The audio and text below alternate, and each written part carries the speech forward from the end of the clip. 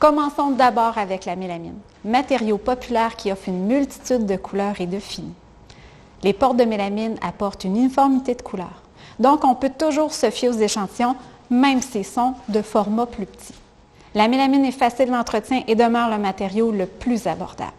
Par contre, lorsqu'elle est abîmée, elle ne se répare pas. On ne peut pas refaire la finition, bien que ce soit facile de remplacer une porte ou de remplacer un tiroir. Au fil des ans, ça peut arriver parce qu'elle est sensible à la chaleur, à la vapeur, à l'humidité et aux rayons directs du soleil. Ensuite, nous avons le polyester qui présente sensiblement les mêmes avantages et inconvénients que la mélamine.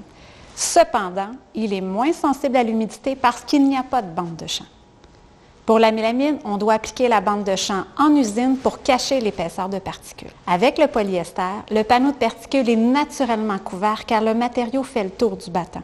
En plus, il présente la plus belle ressemblance avec le bois, tant par la texture que par les modèles de portes qu'on retrouve en 5 morceaux.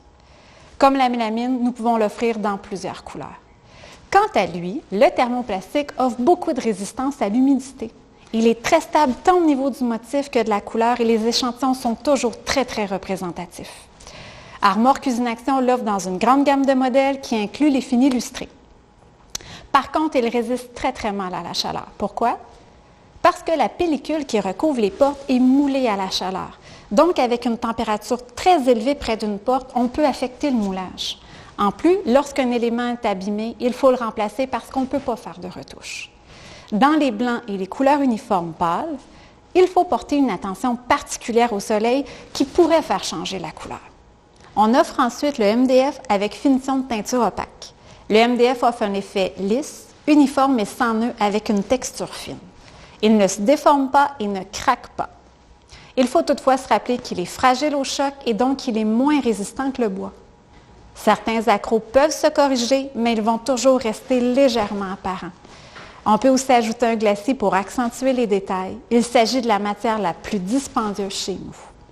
Finalement, le bois est un matériau naturel qui permet des combinaisons infinies grâce à sa fine teinte, à la possibilité d'ajouter un glacis pour créer un effet de profondeur. Le bois présente un veinage qu'on ne trouve pas ailleurs et qui met en valeur l'aspect naturel, traditionnel ou carrément moderne selon l'utilisation. Comme il s'agit d'un matériau naturel, il faut s'attendre à voir apparaître des textures et des variations au niveau de la couleur. Si un client insiste pour une uniformité, il faut l'avertir comme il faut. Sa principale qualité est d'être un matériau qui peut se renouveler pour lui offrir une deuxième ou une troisième vie par un assemblage et une nouvelle teinture. Toujours à cause du fait qu'il est naturel, il est sensible à l'humidité, aux variations de température et au choc. Tout dépendamment du modèle de porte et de la finition choisie, il reste que le bois est un matériau noble et dispendieux. Alors pourquoi ne pas proposer un mélange?